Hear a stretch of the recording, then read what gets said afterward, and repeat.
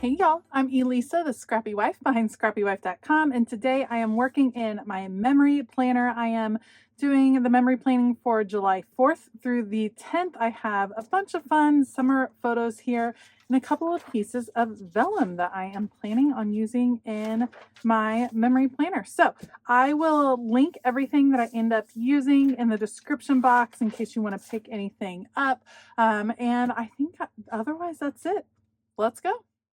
So the first thing I'm going to do is actually measure these boxes because I'm wanting to use the vellum as a background, but I only want it to be in the boxes of where the memory planning is going to be. So I'm just being really careful with the measurements.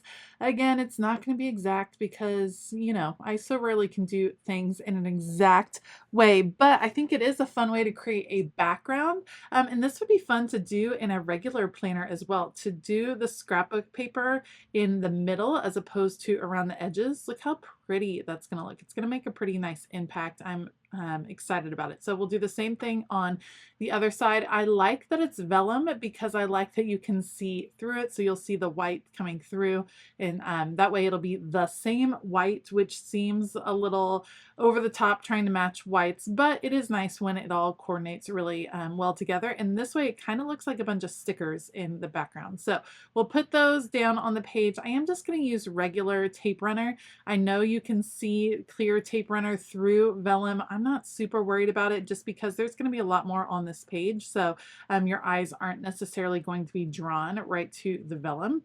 So we'll just put that there. I'm making sure to rotate the paper. So this is two of the same piece of vellum, and I don't want the patterns to match per se, and so I made sure to rotate the vellum so that you got a different look at it from the right and the left, if that makes sense. So once that's done, I will simply cut apart all of my pictures and then place them on the page. I won't be doing any matting this time around because there is already so much pattern in the back of the page, so it doesn't need a lot more as far as decor wise around each of these pictures.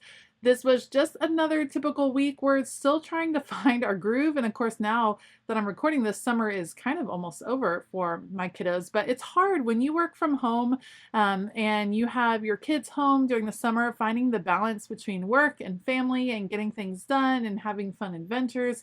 It can be hard, and mom guilt is a real thing.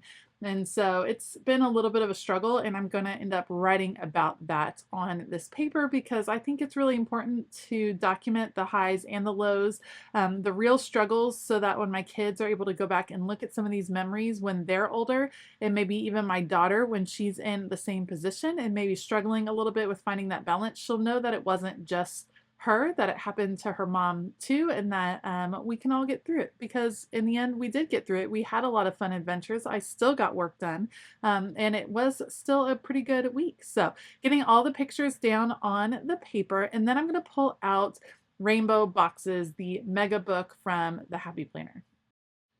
Because I put vellum in the background, obviously that took up a lot of the space where I would normally have journaling lines. So to counteract that and to break up the vellum pattern just a little bit, I'm picking a bunch of boxes. We're going to go with this like teal blue color that is in some of the florals.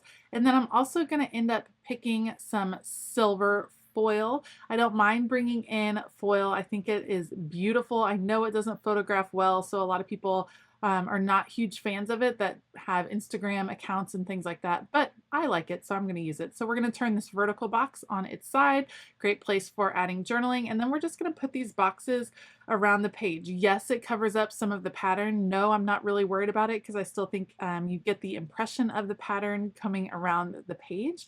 And this is just going to give me opportunities to write out a few notes, a few things that went on that week. And for me, that's the most important part of any sort of memory documenting or memory planning, is really getting the details, the fun stories, things like that, printing out your pictures and having a hard copy of something as opposed to having a million digital pictures on your phone. These are things that my kids are going to be able to look back on. Will I have all of my memory planners always? Probably not.